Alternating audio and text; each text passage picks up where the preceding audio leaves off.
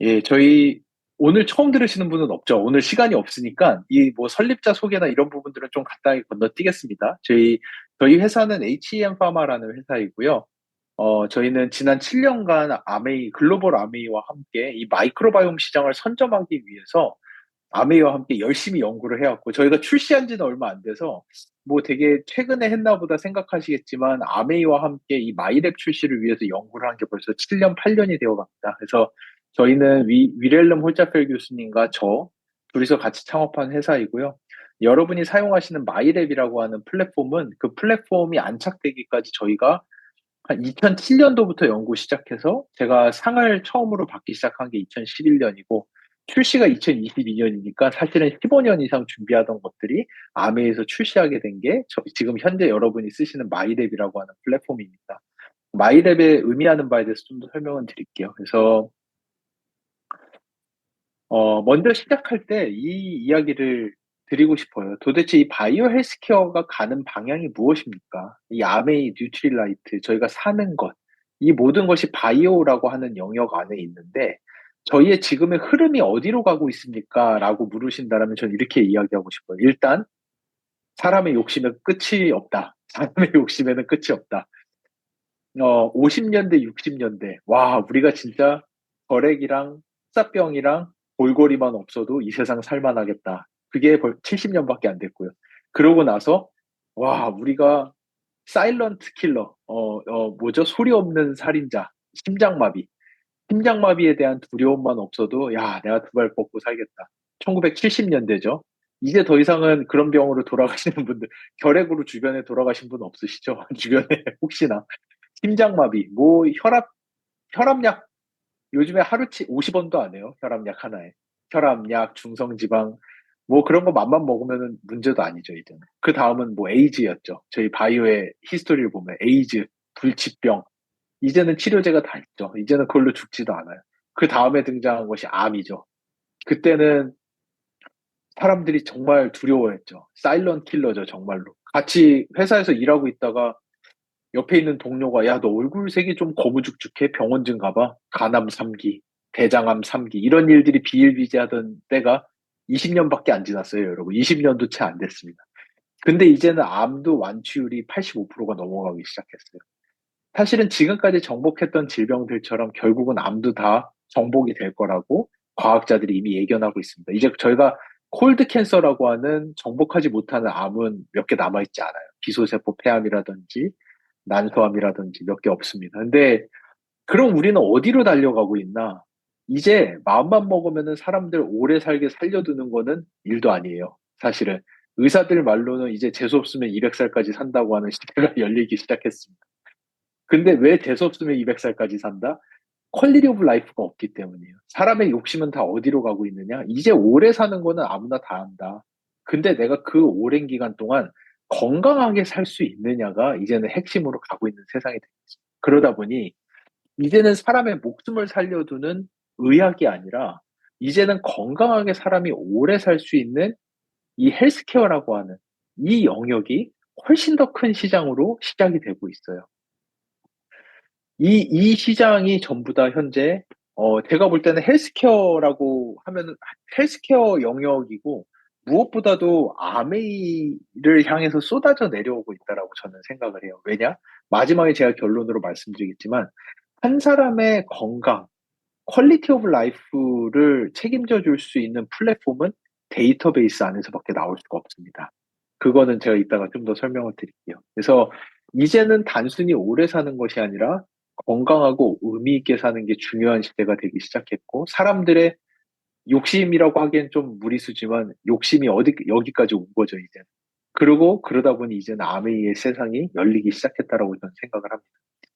이렇게 할 수 있는 것이 원래 처음에는 저희는 유전자 안에 있다라고 생각했어요. 사람 내가 들고 있는 유전자 안에 건강, 헬스라고 하는 정의가 다 들어있고, 이게 빌 클린턴이 미국 대통령이던 시절, 정말, 뭐, 호랑이 담배 피던 시절 같은 때인데, 그때 저희가 인간의 유전자를 다 해석을 해냈는데, 문제는 뭐냐? 이때만 해도 빌 클린턴의 얼굴이 밝죠. 근데 이 유전자 분석이 끝나고 난 뒤에 알게 된 것은 인간 게놈 프로젝트는 유전자의 한계를 확인했을 뿐이다. 왜냐? 인간의 건강과 관련된 지표들이 그 상황들이 우리 유전자 안에 없다라는 거를 너무 빨리 알아버렸어요. 충격을 먹었죠, 과학자들이. 그러고 나서 우리가 생각했던 건 뭐냐? 오케이, 알겠다. 유전자. 근데 유전자가 똑같더라도 한 명은 아주 안 좋은 환경에 살고 한 명은 되게 좋은 환경에 산다면 정말 좋은 환경에 사는 사람이 훨씬 더 건강하지 않겠어? 라고 하는 엑스포점이라고 하는 이해가 열리기 시작했고, 이거 엑스포점을 조금 어렵죠. 이 밤에 하기에는 좀 어려운 얘기긴 한데, environmental exposure라고 해서 아메이가 하는 모든 사업이라고 생각하시면 됩니다. 유전자가 아무리 똑같아도 한 명은 되게 안 좋은 공기 마시고 있고 한 명은 앰모스피어 공기 마시고 있으면 앰모스피어 마시고 공기 마시는 사람이 더 건강하게 오래 사는 거 아니야? 한 명은 더러운 물 마실 때 한 명은 이스프링 물 먹고 있으면 훨씬 더 건강하게 사는 거 아니야? 더블엑스를 먹고 있으면 더 건강한 거 아니야? 일부분 맞아요. 당연한 요소예요.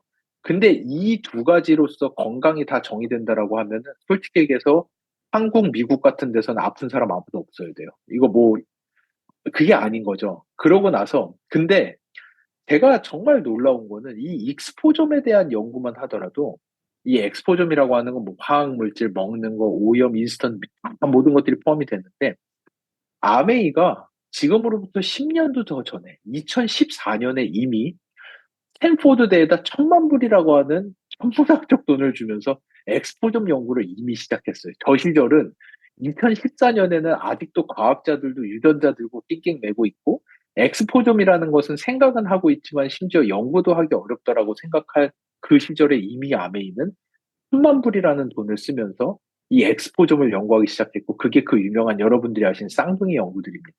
쌍둥이라는 거는 유전자가 100% 똑같은데 환경이 달라진다면 이 둘의 건강 상태가 다르지 않겠느냐. 일부분 맞았어요. 일부분 맞았는데 이 엑스포점 1,000만 불짜리 연구를 통해서 아메이가 가지게 된 정말 귀한 것.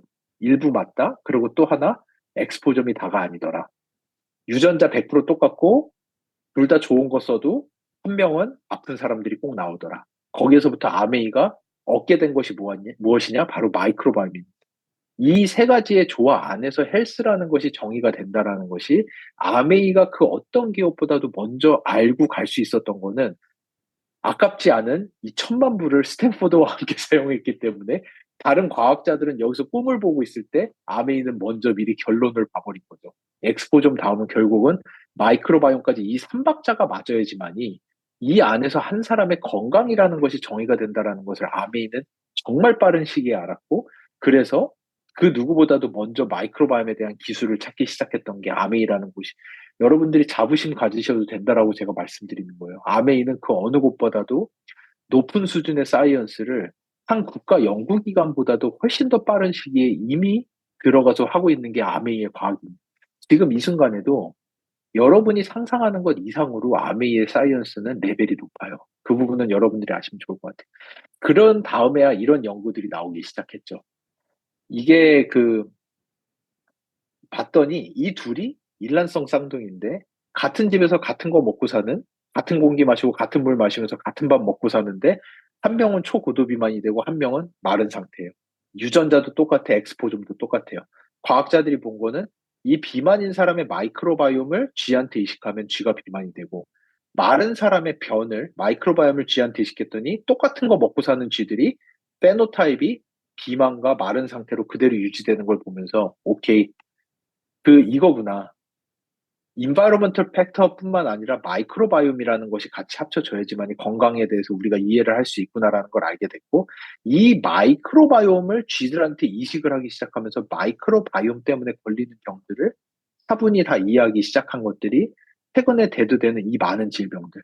도대체 원인도 모르겠고 어떻게 이렇게 빠른 속도로 증가하는지 이해할 수 없는 뇌질환들, 우울증, 불안증, 어린아이들 자폐, 폐쇄성 폐질환. 폐쇄성 폐질환 같은 거 저희가 지금 현재 저기 아산병원이랑 서울대병원이랑 과기부에서 55억을 받아서 폐쇄성 폐질환 치료제를 개발을 하고 있거든요. 그 의사 선생님들도 그러세요. 이 원인을 오죽해서 모르겠으면 고등어 많이 구워서 그런다는 얘기까지 나오겠냐고. 진짜 한때 폐암 원인, 고등어 많이 구워서 이런 말도 안 되는 이야기, 원인을 모르는 병들이에요. 이런 원인을 알 수 없는 질병이 폭발적으로 증가하고 있고요. 대사질환, 신장질환, 크론병, 염증성 장질환, 이 증가 속도는 저희가 예측할 수 있는 범위를 넘어가는 수준으로 폭발적으로 증가하고 있습니다. 이거에 대한 해석을 바흐라고 하는 교수가 뉴잉글랜드 저널 오브 메디신의 논문으로 정리를 했어요. 보자. 이게 제가 아까 말씀드린 거죠.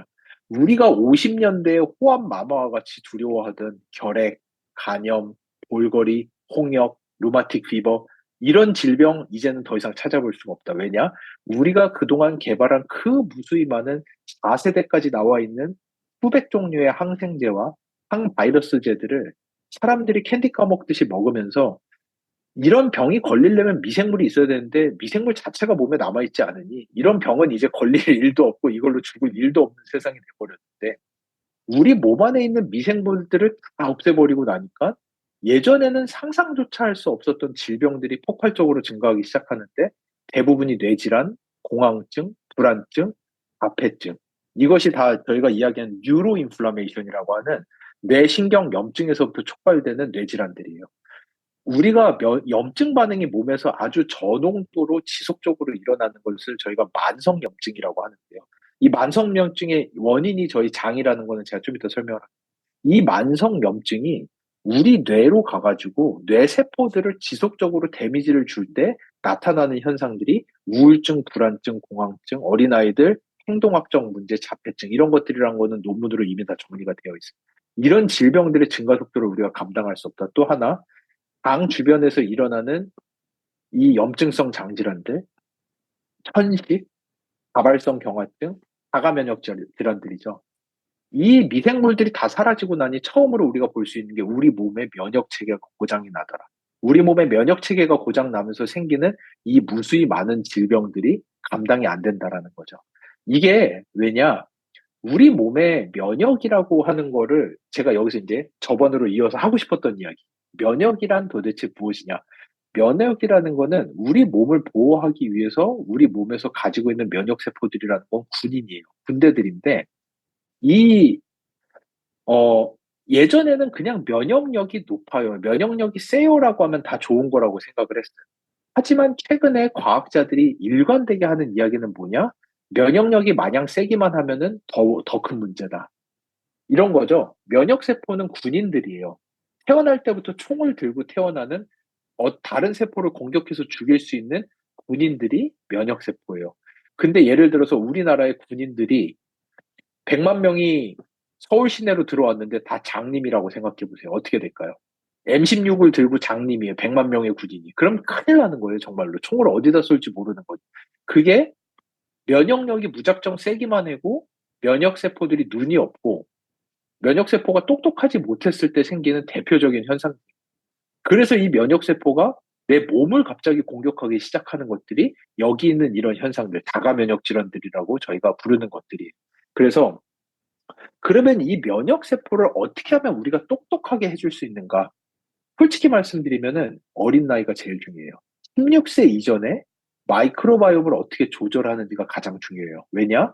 이 면역세포들은 우리 허벅지에서 처음에 만들어져요. 만들어진 다음에 여러분이 스스로가 내 몸 안에 면역세포라고 상상을 해보세요. 내가 혈액 안에 둥둥 떠다니고 있는데 내가 보고 있는 거는 내 몸밖에 없어요. 내 몸밖에 없으면은 피하 식별이 안 돼. 내가 도대체 이게 내 몸인데 맨날 공격하면 안 된다고만 하면 그럼 나는 도대체 왜 태어난 거야? 나는 누구를 공격해야 되는 거야, 도대체? 이런, 현타가 오는 거죠. 그래서 우리 몸은 면역세포가 태어나면 그들을 다 장으로 보내요. 장 주변에 바짝 달라붙어서 장이라고 하는 거대한 항문 밖을 보면서 저희 몸은 도너츠처럼 생긴 거잖아요. 입과 항문이 연결되어 있고 거기가 뻥 뚫려 있는 거죠. 면역세포들이 그 주변에 다다다다 달라붙어가지고 장 속에 뭐가 있는지 하루 종일 구경을 하고 있는 거예요. 그거를 보면서 이게 내 주인은 이걸 맨날 먹는구나. 이거는 공격하면 안 되는 거네. 관용이 생기기, 음식물이라든지 이런 것들에 대해서 관용성이 생기기 시작하고, 야, 살아있는데 내 몸이 아닌 애들은 이렇게 생긴 거구나. 눈을 보면서, 미생물을 보면서 피하 식별에 대한 교육을 받기 시작해요. 그러면서 면역세포가 똑똑해지기 시작하는 거예요. 거기서부터 면역세포는 메모리 펑션이라고 해서 기억을 가지게 되고, 16세까지 그들이 공부한 내용을 평생을 가져갑니다. 그러다 보니까 이런 일들이 생겨요. 어떤 일들이 있느냐?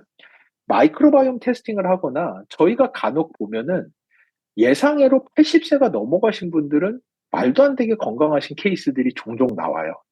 그런 분들은 마이크로바이옴 수치도 엄청나게 좋으세요.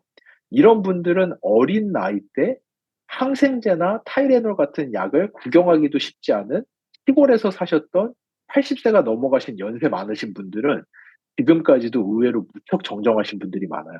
근데 우리가 가지고 있는 문제는 뭐냐? 요즘 10대, 20대 어린아이들, 30대, 40대, 50대, 60대 초반까지 이 연령대는 어렸을 때부터 항생제를 캔디 까먹듯이 까먹던 세대가 이제 성인이 된 다음에 온갖 만성질환과 뇌질환과 알츠하이머와 류마티스 관절염과 자가면역 질환에 시달리고 있는 세대가 요 세대예요. 이거를 끊어내고 저희 아이들은 다시 한번 되돌려야 돼요. 어렸을 때 장내미생물의 다양성을 얼마나 높여주는지가 그 아이들의 평생의 질병력을 좌지우지하게 되는 겁니다. 그게 이 논문에서 정리된 내용이에요. 이 논문은 무엇이냐? 아기 면역 세포의 첫 교육, 엄마, 미생물, 그리고 아기들이 놓친 기회들이라는 논문인데요. 이 논문에서 하는 얘기는 뭐냐면, 아기 때의 면역 체계는 아주 특별한 성장 단계를 겪는데, 특히나 이 아기가 접하는 미생물들은 면역 체계에 오랫동안 영향을 주어서 무슨 의미냐? 잠복기가 오랫동안 지나게 돼서 오랫동안 영향을 미치고 처음에 본 것들을 아기가 커서 성인이 된 이후에 걸릴 수 있는 질병의 위험도에 영향을 미칠 수 있습니다. 이게 제가 이야기한 부분. 어렸을 때 이 아이들의 면역 세포가 어떤 교육을 받을 수 있게끔 여러분이 제공을 해주는지에 따라서 여러분 아이들의 면역 세포 안에 어떤 현상이 일어나느냐? 어렸을 때 장내 미생물이 충분히 밸런스 있고 다이버스, 이건 계속 보는 얘기죠.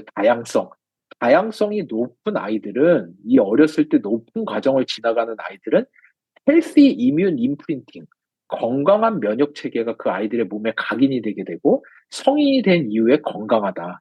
하지만 어려서 장내 미생물을 잃어버린 아이들은 패설로지컬 이뮨 임프린팅, 병적인 면역 면역 반응이 각인이 되어서 성인이 된 이후에 다양한 질병에 훨씬 더 쉽게 노출되는데, 대표적인 게 대사질환, 비만, 이 뇌질환, 우울증, 불안증, 공황증, 자가면역 질환, 염증성 장질환, IB, 이런 것들에 훨씬 더 노출 빈도가 높다라는 게 이 논문의 정리 내용입니다. 그렇기 때문에 이 마이랩이라는 것이 존재하는 이상, 이 마이랩은 우리 아이들한테 다른 애 똥을 먹이기는 쉽지 않잖아요. 제가 얼마 전에도 발표하러 갔는데 거기서 그분이 얘기를 하시더라고요. 자기 아이가 자폐 진단이 있는데 우리나라에서 세 번째로 다른 아이의 변이 들어있는 캡슐을 지금 6알째 먹었다라고 하시더라고요.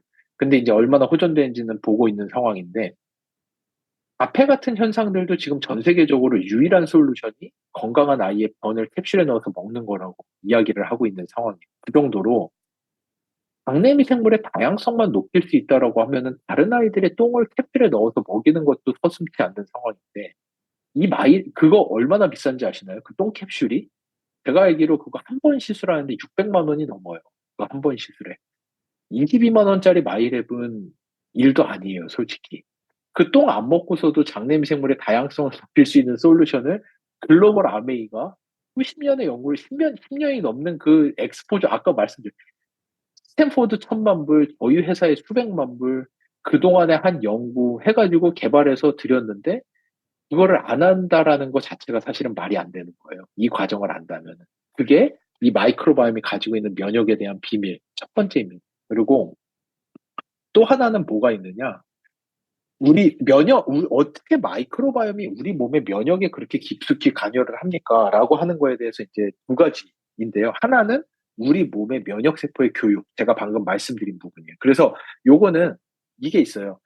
16세까지 우리 몸에 면역세포들이 탐색하고 공부한 우리 장 안에 있는 미생물들의 구성은 이 아이들의 메모리 펑션이라고 해서 면역세포가 죽을 때까지 기억을 합니다. 그래서 어린 나이에 제대로 갖춰지고 나면은 평생토록 장내 미생물 다양성이 상당히 높은 상태로 하는 게 훨씬 더 쉬워요. 그렇기 때문에, 그리고 성인이 되면은, 그렇기 때문에 저희가 마이랩을 통해서 장내 미생물을 조절하는 게 그렇게 어려워. 매일같이 스티뮬런트를 넣어줘서 강제로 끌고 올라가야 되는 거를 어렸을 때 조금만 잘해주셔도 훨씬 더 쉽게 유지할 수 있다라는 거. 이거를 이제 기억해 주시면 좋을 것 같고요. 그리고 또 한 가지, 우리 몸의 면역에 있어서 왜 마이크로바이옴이 중요한가? 여기는 조금 어려워요. 이 밤에 줌으로 하기에는 쉽지 않은 내용인데, 제가, 요 연결되어 있는 구조를 제가 한번 최대한 쉽게 설명을 하도록 해볼게요. 저희 몸의 장은 8m 가까이 돼요. 이 장의 역할은 무엇이냐면, 이 장은 이 스프링의 필터보다도 훨씬 더 높은 수준의 필터예요. 그리고 생체공학적 필터예요. 열었다 닫았다 할 수가 있어요. 언제 열고 언제 닫느냐? 일단 우리가 음식을 너무 안 먹잖아요. 음식을 안 먹으면 굶어 죽을 수는 없잖아요. 그러면 음식을 먹지 않으면 우리 장은 조금씩 열어요. 장벽을. 우리는 누수 현상이라고 부르는데, 이게 장의 기능학적인 문제가 있어도 그렇지만 실제로는 우리가 굶으면 조금씩 여는 겁니다. 이 안에 있는 걸 최대한 많이 혈액으로 가져가서 굶어 죽을 수는 없잖아요. 똥이 넘어오는 거를 차지하고라도 조금씩 열 수밖에 없어요. 근데 음식물을 내가 충분히 먹고 있다라고 생각이 되면은 이거를 닫는 거예요. 장벽을 닫아요. 그러면은 우리 몸이 언제 내가 음식을 충분히 먹었다라고 느끼는가? 세 가지 포인트가 충족이 돼야 돼요. 첫 번째, 내가 음식을 먹으면서 턱을 막 움직이면서 저작 활동을 하게 되면은 일단 첫 번째 시그널이 가요. 두 번째, 내가 무언가를 먹으면 제 위가 늘어나죠. 위가 늘어나면 거기서 그렐린이라고 하는 호르몬이 나오기 시작해요. 그러면은 제 뇌가, 아, 지요셉이 뭔가 먹고 있네라고 인식을 하기 시작합니다. 근데 여기에서 속지 않아요. 왜냐, 우리 몸은 내가 음식을 먹었다라고 생각이 되는 순간 500칼로리의 에너지를 가져가기 위해서 300칼로리 이상의 에너지를 써야 돼요. 그 안에서 담즙산을 만들고, 그 담즙산의 전구체가 전부 다 콜레스테롤인데 그 귀한 물질을 써가면서 담즙산을 만들고 소화효소를 만들고 침에서 라이조자임을 만들고, 이거를 다 하려면은 엄청 귀한 액션들이 들어가야 되기 때문에 섣불리 그런 것들을 하지 않아요. 그래서 여기까지만 해도 우리 몸은 내가 뭘 먹었더라고 100% 생각하지 않아요. 근데 마지막 관문이 뭐냐? 음식을 먹었다면 내 장내 미생물이 분명히 그거를 바꿔낼 거고, 대사체라는 물질로 분해를 시킬 거고, 이 저번에 했던 얘기죠. 바이오 컨버전. 대사체라고 하는 물질로 뷰티레이트와 같은 물질들로 바꿔낼 거고, 이 물질이 내가 장에서 감기가 되는 순간 비오셉은 뭐 먹었다라고 내 뇌에서 확증을 해줘요. 그렇기 때문에 우리가 무언가를 먹었을 때 그 시그널을 아는 데까지 시간이 꽤나 걸리는 이유가 거기까지 가야 되기 때문이에요. 그러면은 여기서 제가 한 가지 예를 들어볼게요. 내가 음식을 많이 먹었음에도 불구하고 제 장내 미생물이 대사체를 만들어내지 못하면 그럼 어떻게 될까요? 여기서부터 모든 문제가 시작이 돼요. 이렇게 할 수 있는 가장 쉬운 방법이 뭐냐? 음주를, 술을 많이 드시면 돼요. 오늘 밤에, 이거는 잘못된 조언이긴 하지만 오늘 밤에 술을 한번 과음을 해보세요. 그러면은 여러분 장 속에 있는 미생물들이 그 술에 쫙 젖으면은 알코올을 제일 싫어해요. 미생물은 알코올로 제일 쉽게 죽일 수 있어요. 여러분, 손소독제 이런 거 다 알코올이에요. 균 다 죽일 수 있어요. 그 알코올이 장으로 쫙 들어오기 시작하면 미생물들이 겁을 먹어요. 그리고 돌멘트라고 해서 껍데기를 싸버려요. 그래서 나는 죽으면 공격받고 있다. 난 죽을 순 없다. 그러니까 나는 아무것도 안 하고 살아만 남아야겠다라고 하면서 아무런 대사체도 만들지 않기 시작합니다. 그렇게 되면은 술을 쫙 드시면 이제 그 다음날에 나타나는 현상을 제가 설명을 드렸거든요. 제가 말씀드린 대로 일단 우리 몸이 배가 불러 포만감을 느끼는 시그널, 최종적 시그널은 미생물이 만드는 대사체예요. 그러다 보니까 술을 엄청 드시고 나면 다음날 일단 배가 엄청 고파요. 극적인 게 땡기기 시작해요. 왜냐? 여기 보이신 세타이어티. 우리 뇌에서의 포만감 중추가 자극이 되질 않기 때문에 먹어도 배가 고파요. 그리고 또 하나, 문제는 뭐냐? 우리 몸이 뭘 먹는다고 느끼질 못하는 거잖아요. 이 중추가 자극이 되지 않다 보니까. 그럼 우리 장은 뭐를 해요? 장벽을 열기 시작해요. 근데 엄청 먹었어. 장이 가득 차 있는데 장벽을 열기 시작하면 어떤 현상이 나타날까요? 이 안에 들어있는 그 그득한 음식과 똥들이 이 안으로 스며 들어오기 시작해요. 그걸 저희가 장누수라고 불러요. 근데 우리 몸의 장기들은 다 페어예요. 눈알 두 개, 콧구멍 두 개, 귀 두 개, 근데 신장 두 개 다 페어인데, 페어링이 안 돼 있는 장기들은 서로서로 붙어 있어요. 예를 들어서 폐랑 심장이 연결이 되어 있죠. 장이랑 간이 붙어 있습니다. 그래서 간 문맥이라고 해서 우리 장에서 흡수된 것들은 간 문맥을 타고 간으로 바로 쏴서 들어. 그러다 보니까 장벽이 열리면서 똥이랑 이런 똥물이 들어오기 시작하면은 그 똥물이 간으로 바로 쏘는 거죠. 그럼 간이 어떻게 되죠? 엄청 깜짝 놀라는 거죠. 간에 있던 면역 세포들이 다 달려들어서 난리가 나기 시작해요. 똥물을 제거하느라. 그게 저희가 간염이 되는 거죠. 인플라메이션. 간에서 미세한 염증 반응이 시작이 되면 그 다음에 오는 것은 미세한 크로닉 인플라메이션. 이게 아까 뭐라고 설명드렸죠? 이 만성 염증이 우리 뇌를 계속해서 공격하면서 우리 뇌가 망가지기 시작하는 거고요. 그렇기 때문에 술을 많이 먹으면 뇌가 빨리 망가집니다. 그리고 또 하나, 간에서 염증이 일어나기 시작하면은 몸에 미열이 나요. 염증이 있으면 열이 나거든요. 미열이 나면서 두통이 오기 시작합니다. 그리고 또 하나, 우리 몸이 정말 놀라운 게 뭐냐면은 제가 굶죠? 굶는데 제 혈액에 에너지가 들어오잖아요. 그럼 우리 몸은 그 에너지를 어떻게 하느냐? 지방으로 다 갖다 쌓아요. 왜냐? 우리 몸이 알러트가 걸려요. 야, 지호셉은 언제 굶을지 몰라. 지금 얘가 혈액 뭐 먹어서 혈당 좀 올랐다고 이거 근육이랑 간으로 보내서 글라이코겐 만들어서 써버리면 너 죽을 수도 있어. 얘 다음에 밥 언제 먹을지 몰라. 얘 계속 굶는 애야. 지방으로 갖다 쌓아. 라는 시그널이 들어오고 있어. 그래서 아시죠? 살 빼려면 어느 정도 먹으면서 운동해야 돼요. 안 먹으면은 조금 먹는 게 다 지방으로 가서 쌓여버립니다.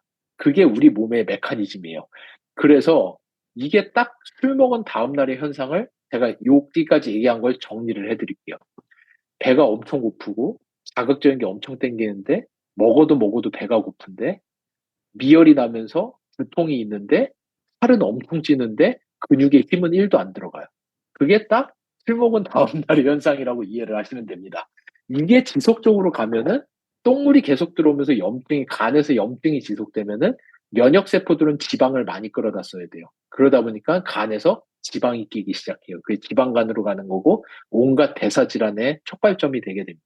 이게 요즘에 술을 많이 드시는 남성분들에게 아주 흔하게 보이는 현상이에요. 그리고 문제는 이게 그 남성분들뿐만 아니라 요즘 어린아이들의 또 문제예요. 요즘 어린아이들이 가지는 문제는 뭐냐? 술만큼이나 미생물들을 억제할 수 있는 물질이 또 하나 있는데 그게 그 많은 인스턴트에 들어있는 방부제들이에요. 요즘 아이들이 먹는 그 방부제가 또 방부제는 술처럼 미생물들을 죽이는 위협을 하다 보니까 미생물들의 포스트바이오틱스 생성량이 떨어지기 시작해요. 여러분들 결과지 보시면은 다양성이 되게 높은데 포스트바이오틱스가 안 나오시는 분들 있죠. 제가 그런 분들한테 언제나 이야기하는 게 있어요. 분명히 생활 패턴을 한번 재검토해 보시라. 어딘가에서 지금 당신의 마이크로바이옴을 위협하는 요소가 지속적으로 당신의 생활 속에 들어있는 것만 같다. 라고 이야기를 하는 거예요. 이 마이크로바이옴을 위협하는 게 그 방부제. 그리고 또 한 가지가 있어요. 그게 뭐냐? 어린아이들이 좋아하는 그 엄청나게 높은 당분이 들어있는 음료, 과당이 들어있는 음료와 과자와 이런 것들이에요. 왜냐? 미생물을 억압하는 것들을 여러분이 이제 마트 매대 가서 보시면은 볼 수가 있어요. 마트 매대에 정말 신기한 게 올라가 있는 게 있죠. 그게 뭐냐? 어떻게 이게 안 썩고 2년이라는 유통기한 동안 이 실온의 마트 매대 위에서 견디고 있는 거지? 라는 생각을 하게 되는 게 있는데 그런 것들이 잼이에요. 딸기잼. 여러분 딸기 밖에다 꺼내 놓으면 하루 이틀도 못 가요. 다 곰팡이 슬고 난리가 났는데 어떻게 그 딸기잼이 매대에서 2년을 버티고 있을까요? 설탕 때문이에요. 버려버리면은 미생물도 그거는 견디지 못해요. 미생물이 견딜 수 있는 설탕의 함량은 제가 아는 선에서는 거의 1.6% 정도가 거의 맥스예요. 아이들이 마시는 음료수 거의 10% 가까이 됩니다. 당분이. 이런 것들 들어오면은 술 먹은 것처럼 미생물들은 대사체를 안 만들기 시작해요. 그럼 어린아이들 똑같죠? 당벽이 열리기 시작하고 똥물이 들어가고 염증 반응이 일어나고 염증인 반응이 일어나면 아이들에게는 뭐가 문제다? 근육과 뼈가 삭죠. 아트로피가 일어나기 시작하고 근육이 붕괴되기 시작하고 아이들 어린 나이에 뇌에 계속해서 지속적인 충격 데미지가 들어가게 되고 이런 것들이 아이들의 행동학적 문제라든지 우울 불안증이라든지 이런 것들을 촉발을 하게 되는 큰 원인으로 이미 알려져 있습니다. 이런 것들 이것이 제가 저번에 이야기하고 싶었던 마이랩이라는 거를 여러분들이 저는 이렇게 보고 싶어요. 다른 분들을 잡고 단시간에 저번에 했던 그 바이오 컨버전 정말 중요한 얘기지만 전환 등 우리가 먹고 사는 것이 다 우리 혈액으로 돌아다니는 게 아니다. 우리가 아침에 굿모닝 했다고 해서 아침에 두유 한 잔 마셨다고 해서 그게 우리 혈액을 돌아다니는 게 아니라 이것이 우리 장내 미생물에 의해서 방금 이야기한 이런 대사체로 쪼개져서 만들어진 다음에야 우리 혈액으로 들어가는 거기 때문에 마이크로바이옴 관리가 중요하다라는 내용도 아주 중요해요. 제가 잠깐 뒤에 조금 더 그거 설명을 할게요. 아주 중요하지만 어려워요. 이거는 그분들 잡고 1시간은 설명해도 그분들이 이해하실까 말까 할 것 같아요. 여러분은 제 강의를 대여섯 번을 1시간씩 다른 종류로 들으셨기 때문에 이제는 이해가 되시는 거지만 제가 어저께 대전 생명공학연구원 가서 세미나를 했거든요. 생공연. 우리나라의 최고 생명공학기관 생명공학연구원 대전 보던에 가서 강의를 하는데도 제가 아메이에서 발표하는 내용 아주 초급자 버전 가지고 하는데도 1시간 반이 걸려요. 거기 박사님들을 설득을 하는, 설명을 하는 게. 어려운 내용이에요. 차라리 이 면역의 내용으로서 그분들에게 전달을 하시고, 왜 당신의 이 여성분의 남편과 아이들이 마이랩을 봐야 되며, 마이랩 안에서 포스트바이오틱스 지수를 왜 측정을 해야 되는가. 이 포스트바이오틱스 지수라는 거는 예전에 설명드렸다시피 전 세계에서 아메이밖에 못합니다. 다른 모든 회사 주전체 가지고 마이크로바이옴밖에 못 봐요. 실제 미생물이 만들어내는 대사체를 찍어서 결과지에 전달해 주는 거는 아메이 마이랩밖에 없습니다. 왜 어린아이와 남편들이 포스트바이오틱스 지수를 보면서 이것을 관리해야 되는지, 장 누수가 무엇인지, 왜 어린아이들이 면역세포의 교육을 위해서 장내 미생물의 다양성과 대사체가 만들어져야 되는지에 대해서 여러분들이 설명을 하실 수 있을 것 같아요. 그게 제가 전달하고 싶었던 내용 중에 하나예요. 그래서 여기에서 만들어지는 대사체가 그러면은 뭐냐? 대사체의 가장 중요한 지표는 이게 이제 저희 장인데 장벽이 이렇게 있는데 여기에 마이크로바이옴이 있는 거죠. 이것들이 이 장벽을 통과해서 여기 안에 있는 게 쏟아져 들어오면 안 되는 건데 여기서 가장 중요한 대사체라고 알려져 있는 게 뷰티레이트라고 하는 물질이에요. 이 뷰티레이트라고 하는 물질이 만들어지기 시작하면은 여기가 장벽이 열리질 않고 닫혀 있는 상태로 미생물들이 튕겨나가고 똥이나 이런 것들이 들어오지 못한 상태로 장벽이 촘촘하게 막혀 있게끔 되는 게 뷰티레이트라고 하는 물질이에요. 제가 여기서 이제 겉모닝 이야기를 하고 싶었던 거예요. 그래서 저는 어떻게 하느냐. 아침에 저 매일 아침 겉모닝 하거든요. 매일 제가 출장 가지만 않으면 거의 매일 아침 겉모닝을 해요.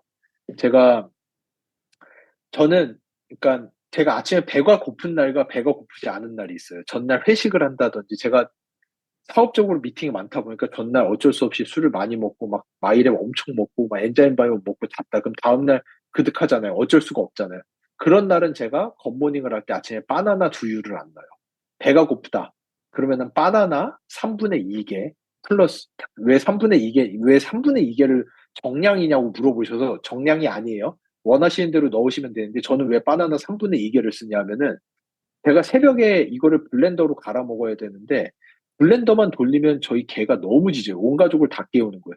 그래서 제가 아침에 블렌더 돌릴 때마다 바나나를 조금씩 껴주기 시작했더니 얘가 안 짖더라고. 그래서 어쩔 수 없이 바나나 3분의 1개는 저희 개가 먹고 3분의 2개는 제가 먹는데 바나나 3분의 2개에다가 두유를 아침에 두유를 아니면 물을 하셔도 돼요. 300ml 정도를 넣어요. 그리고 거기에다가 그 파이토프로틴 겉모닝에 쓰이는 APP죠. APP를 큰 스쿱으로 한 스쿱 반을 넣고 제 마이랩 유산균을 솔직히 전 두 포를 넣어요. 두 포를 넣고 거기에다 곰곰 블루베리가 500g짜리 8,000원짜리가 제일 맛있어요. 냉동 블루베리 곰곰에서 사가지고 그거 15알 정도 넣어요. 그리고 거기다 이스트비 두 알을 넣고 그거를 일단 한번 흔든 다음에 이스트비는 잘 갈려요. 근데 이스트비도 물이 많으면은 잘 안 갈려요. 그래서 저는 일단 두유 300ml를 넣고 그렇게 해서 블렌딩을 하면은 싹 갈립니다. 거기에다가 근데 너무 꾸덕해요. 마시기가 힘들어요. 물을 한 150에서 200ml 더 넣고 잘 흔들어 가지고 그거를 아침에 쭉 마셔요. 그러고 나면은 블렌더에 다 묻어 있거든요.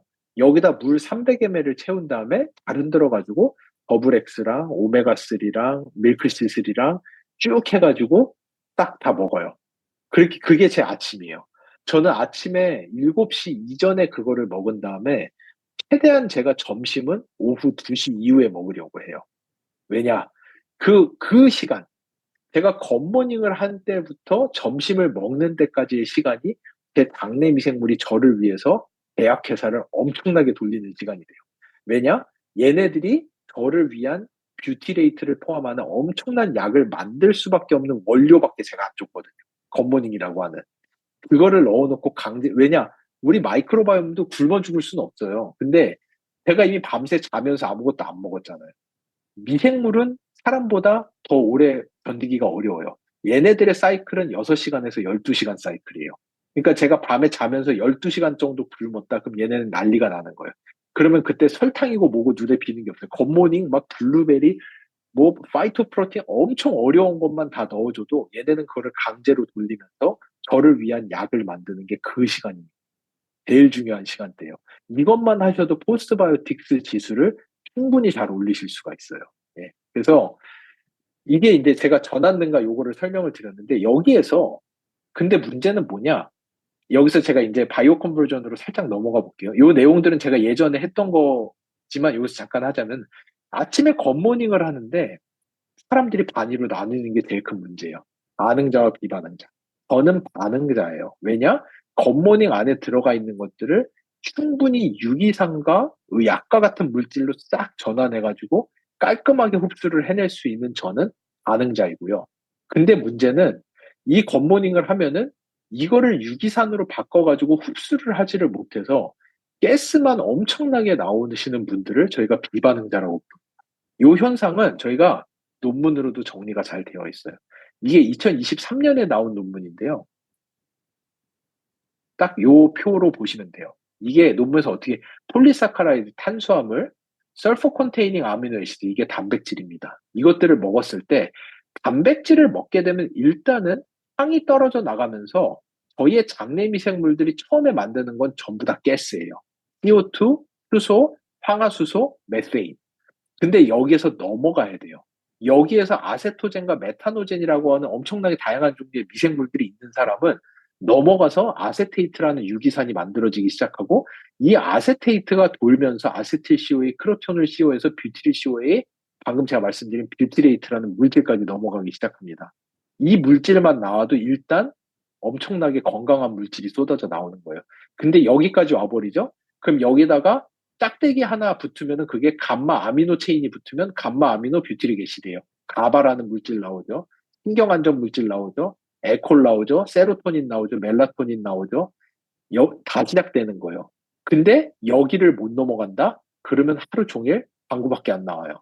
이거는 안타깝죠. 그 비싼 거 드시고 누구는 약을 만들고 있는데 이걸 뭐라고 해죠? 누구는 그냥 지구 온난화의 일조만 하시는 거예요. 그 파이토프로틴 다 지구 온난화 물질로 바꿔서 그거밖에 안 되는 거예요. 여기를 넘겨주는 그 반응자, 이 반응자들의 마이크로바이옴 안에서 저희가 미생물을 뽑아내고 엔자임이랑 같이 붙여서 출시한 제품이 아시다시피 엔자임 바이옴이라는 제품이에요. 그게 이 2070이라는 미생물을 찾았고 2070일만 이 소이빈이 이게 아메이 요게 그 아메이 그 프로틴이에요. 파이토프로틴.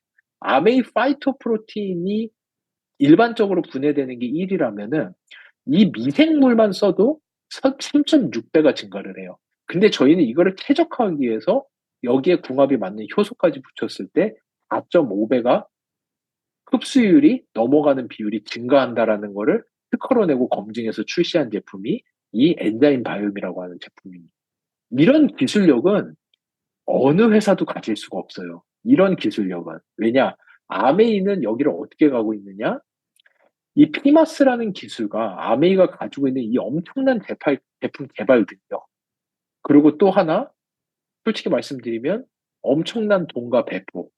진짜 수천만 불을 투자하면서 이게, 그러니까 다른 회사들이 예상보다 이거 엄청 큰 거예요, 여러분. 아메이 글로벌이 가지고 있는 이런 포부와 비전과 배포와 돈은 다른 기업들이 하기 어려운 거예요. 우리나라 기업들이랑 같이 해보죠. 3억 투자하면 내년에 5억 뽑아야 돼요. 5억 진짜 큰 맘 먹고 5억 넣으면 그 다음 연도에 7억 뽑아야 돼요.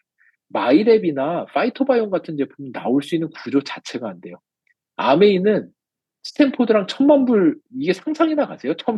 100억씩 그렇게 그 말이 안 되는 거예요. 그걸 쓰고 마이크로바이옴이 중요하네. 이러고 넥스트로 넘어가는 게 아메이에요. 그리고 야 그럼 마이크로바이옴 기술 좀 찾아봐.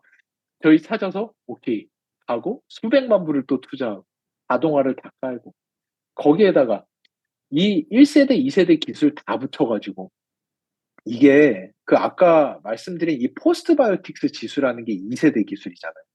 1세대 기술은 다 써요. 당내 미생물이 뭐가 있는지를 유전자 분석기로 분석하는 건 다 쓰지만 2세대 넘어가는 거는 현재 글로벌리 아메이밖에 없는 걸로 알아요. 왜냐? 옛날에 아틀라스 바이오메드라는 영국 회사가 미국이랑 영국에서 출시를 했었는데 599불에 팔았어요. 안 팔린 것 같아요. 너무 비싸서. 80만 원이 넘어요. 80만 원이.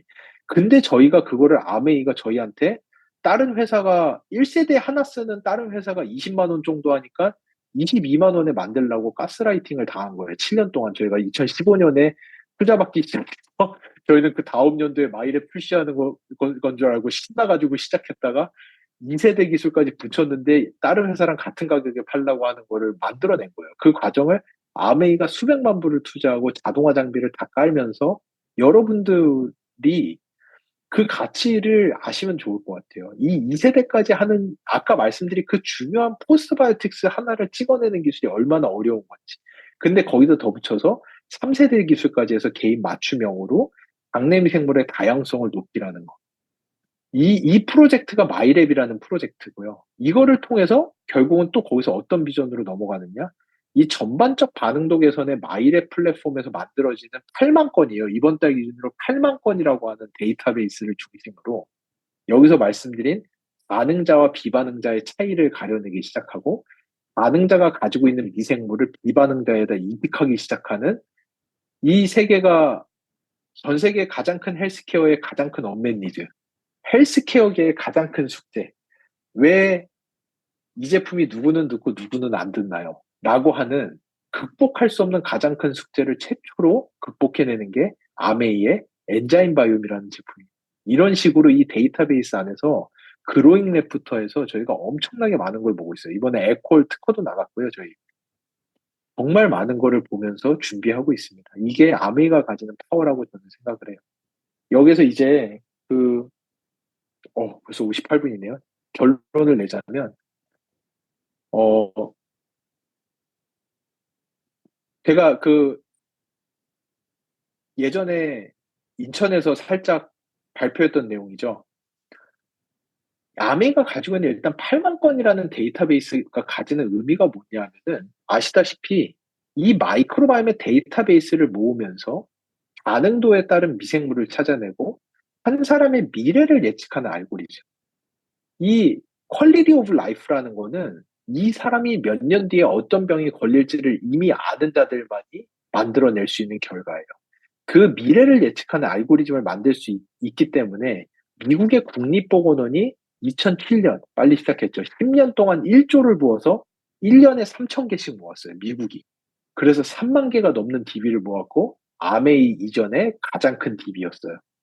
이게 끝나고 우리나라가 질세라 바로 다음 연도부터 해서 우리는 미국만큼은 좀 돈 넣기 어려우니까 그거보단 돈을 조금 넣으면서 1년에 1,000개씩 엄청난 돈을 쏟아붓고 있어요. 한국식품연구원에다가 수십억을 주면서 1년에 1,000개씩 모아서 7년 동안 7,000개의 DB를 만들어냈고 이게 전 세계에서 가장 큰 두 개의 국가 데이터베이스입니다.